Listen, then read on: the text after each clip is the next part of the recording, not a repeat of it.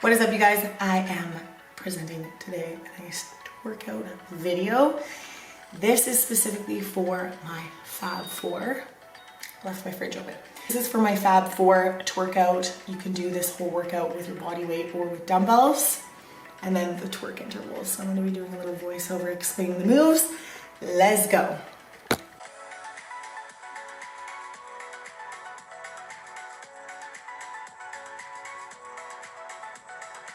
All right, so we are getting into the body and warming up.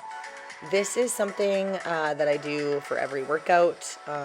This is kind of like my warm-up protocol. I say and call it getting into your body. So I'm just doing whatever kind of stretches feel good, whatever kind of movement feels opening and releasing for my body. So I'm gonna be able to get into my workout and contractions really nicely. So I always like to do a little cat-cow action. I always like to do a little child's pose action, really opening up my spine, opening up my hips, opening up my core. Here I'm doing a little twerk preparation by bouncing my back and popping my booty, and then also going into a nice wide, deep stance. Here is when I start to get into my mind to muscle. So I'm essentially pulling up into my glute muscles and activating and contracting my glutes while I'm in a stretch position. This is such a good thing to do before leg days because you're really going to activate that mind to muscle with your glutes and feel those contractions even deeper. Here I'm just kind of flossing my hips forward, and then I like to go into a nice long lunge or like a long pigeon type style thing. Can't remember what that's called right now. And then of course always going into a nice little stretch through my spine, dropping my hips down.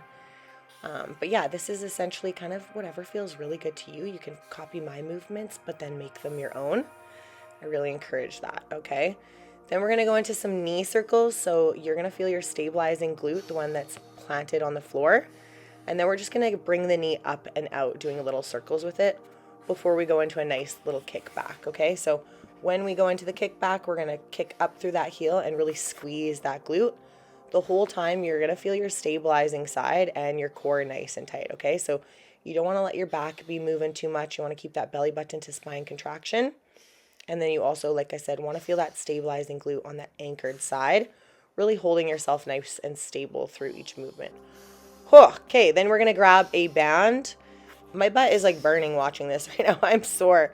So we're going to be doing a seated abduction or sitting abduction, as I stated there. You're just kind of sitting tall, rolling the shoulders back and then pressing out against the knees. Then you're going to lay right down, pull that belly button to the floor, crunch those abs, and then press out against the knees.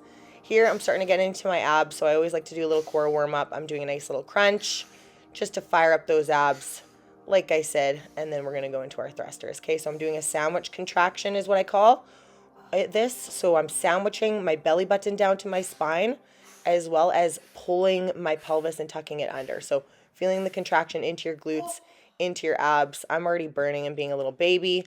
And then I'm doing a nice little ab and glute move combo. This is a abduction with a little 90-degree heel drop. So you're dropping the heels down so you feel your low abs, but pressing the knees out so you feel your glutes. All right, we are in our first exercise officially, okay? So we've warmed up, we're in our body, we're feeling good. We feel our butt, we feel our abs. We are ready to rock. We are going into a thruster with the band. You wanna make sure you're really pushing up through those hips and then dropping your belly button in. So I see a lot of people puff their stomach out. Don't let your stomach puff out, drop that belly button in, keep the weight light so you can watch for this, okay? You don't have to go heavy, you can just watch.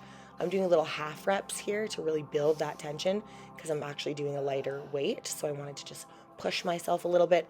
And then I'm going all the way down, all the way up. Same thing, really tucking that pelvis under to crunch the glutes and then dropping your belly button into the spine so you feel your abs contracting as well. Thrusters are a great move because they're actually working a lot of things. I'm just counting myself down from my break and then going again, because you want to get your rounds done pretty much back to back and then move on, okay? So take a little break and then boom, do your thing. Here I am going into my twerk interval. So these are so fun. I'm doing a couple more pops at the bottom than you have to.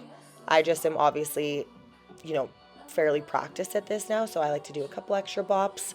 but you can drop down, bop and pop the hip once, and then come back up. Just practice the movement and practice your balance, because it is actually harder than you think. And you can do it against the wall, of course, as well.